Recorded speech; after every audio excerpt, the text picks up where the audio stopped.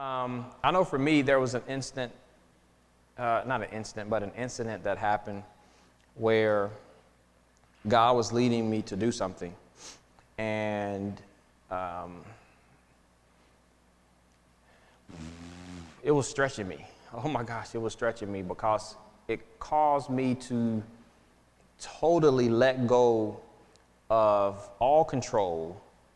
And it put me in a place where I had no other options that I was aware of that I could come up with to make it all right if he didn't do what he was supposed to do, right? Sometimes it's like God can tell you to do something and you step out, but you're stepping out with a plan B. Or like when he told Peter to step out on the water, some of us will step out on the water, but we're stepping out with a life jacket on or scuba gear. You know what I mean? Or you looking down and saying, oh, that's 3 feet of water. I got it. Come on, you know, type of thing.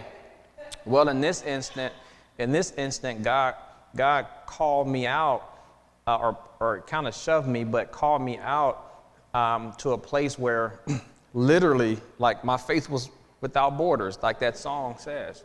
Okay, so getting to the peace part. After making that move, there was all kind of stuff going on.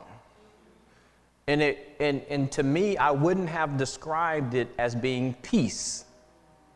To me, I was disturbed. So to me, because that wasn't what I figured to be peace, I thought I missed it because there was a disturbance. So I then reneged on what God told me to do or what I thought he was telling me to do. Okay. Once I reneged, got back in the boat, immediately I knew what the disturbance was. And the disturbance wasn't a lack of peace, it was fear. So I didn't know how to distinguish between peace, the peace of God, and that settling, and then fear. Because fear is there, and what was happening was I was magnifying or giving fear access or a platform to really manifest through my feelings and my emotions because I was kind of focusing on, man, what happens if this doesn't work out? Where faith is, you're totally focused on God. Peter got caught in the same place that I was in. So Peter stepped out on the water.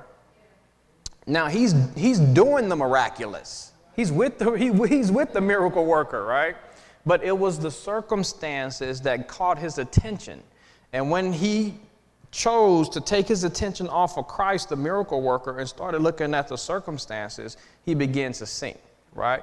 So I kind of took my eyes off of God and confidence in him and began to look at all the ways that it won't work. And because I didn't have all of the answers, it was causing me to be unsettled.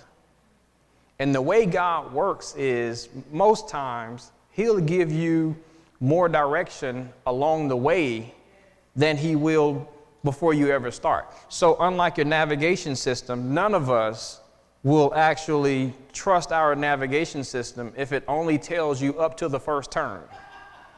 If you're traveling from here to San Diego and you've never been before, but the only thing that your navigation system is going to tell you is how to come out of here, go to Eastman and make a left, and that's it, most of us are going to be like, I need a new system.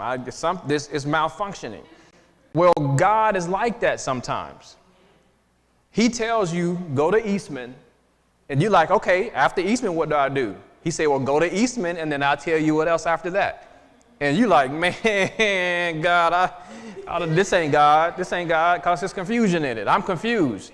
Well, no, God is not the author of confusion, but we are the ones that embrace confusion because there's a wrestling in terms of our heart and our attention, right? It's your will battling against his will, and that's where the confusion comes in.